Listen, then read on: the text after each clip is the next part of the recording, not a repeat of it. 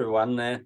In these few videos, I would like to show you a little bit the process of doing illustration, a digital illustration, of course, which I used to do, and I'm still doing. So I hope it might be useful for some of you to know, to see how I am, how I'm doing this.